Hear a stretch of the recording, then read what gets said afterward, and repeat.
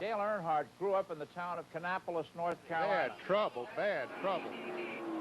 Okay, a terrible crash. Richard Petty's car is turned over 7 or 8 times coming off turn 4 and was just struck by another car. It's one of the most violent accidents we've ever seen at the Daytona International Speedway here as leader Darrell Waltrip squeezes through. Petty's car nosed into the wall and then went sideways and barreled end over end and then side over side time after time. A terrible accident involving the man who has won this race 7 times over the years.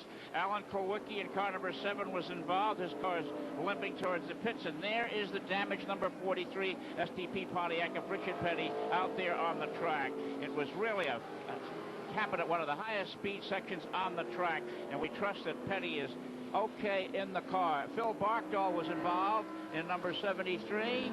And we're trying to identify which other car. There's number 23, Eddie Bierschwal, Jeff Bodine in car number 15, and of course, Richard Petty, the man who has won 200 races in NASCAR events. 50-year-old grandfather from Randleman, North Carolina, is still in the car as a safety man, and the ambulance crews are out there now trying to minister to his needs.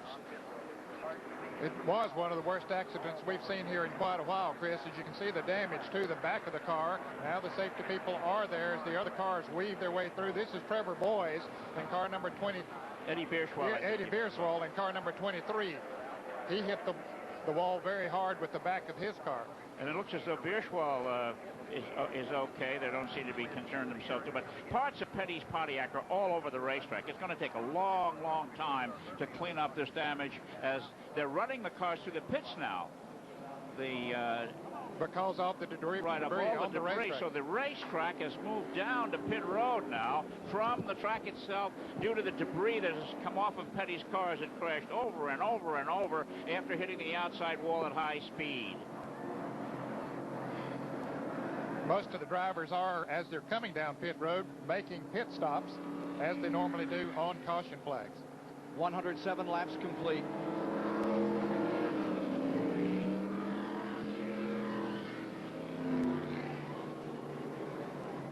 Let's take a look in replay at what has happened out of turn 4.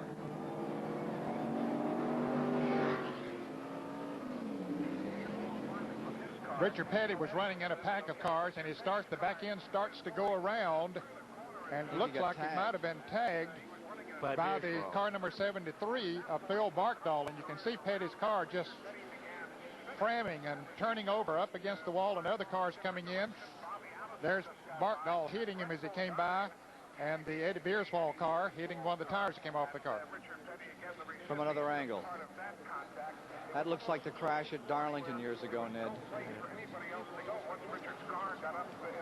Fortunately, it was staying on the nose of the car for so long, Ken, so it didn't look like it was really taking hard bounces down onto the pavement. And it dispels some of the energy. You must remind the viewers that these cars are built to take these kind of crashes. And there's Phil Barkdahl hitting the cement wall right in front of us. Chromoly frames that serve as a roll cage up under the roof to keep the car from crushing down on the driver.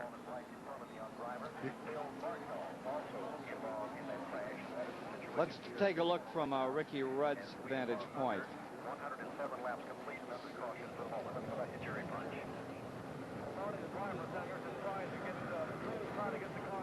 You can see the trouble start in front of him there. Whether the 73 car hit number 43, the 73 being driven by Phil Barkdahl, or Alan Kulwicki was in the middle of it too, and the car after a major accident in turn 4. Here's the latest report on Richard Petty. He has a broken right ankle, is in stable condition, and is being taken to the Halifax hospital. The other drivers involved in the incident, Alan Kulwicki, Phil Barkdahl, Eddie Bierschwal, Brett Bodine, and A.J. Foyt, have been released from the infield medical center here at the Daytona International Speedway. Now, in further news, the press room is reporting that no one was hurt in the grandstand area as that car rocketed along the fence. No one hurt in the grandstand area. Now let's get the story from Brett Bodine. Brett Bodine, you were among the cars that slammed into Richard Petty. Your view of what happened? Well, when I came off the 4th turn, it was just a junkyard out there, and I tried to take the low line through the wreck, And just as I made a commitment to go low, I cut a right rear tire down. The car started turning sideways, and Richard come off the wall, and I couldn't control the car and run into him. At that point, there was just junk all over the place down there. Yeah, it was just pieces laying everywhere, and just unfortunate that we ended up hitting him again. He'd already taken a bunch of licks before I got there, and we tried to miss everything, but unfortunately we couldn't miss him when he come off the wall. Still a bit of a madhouse down here. Thank you, Brett. Phil Barkdahl also involved out there. Your second year of tough luck down here at Daytona. First of all, you're okay. Well, I'm all right. I'm sorry about the deal that happened to Richard, but that's racing. But I'm just very sorry about that. What did you see? How did it happen?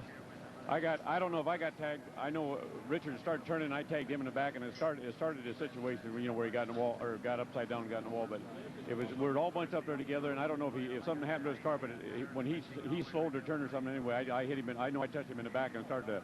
I don't know if I started, but helped the situation that was going on there.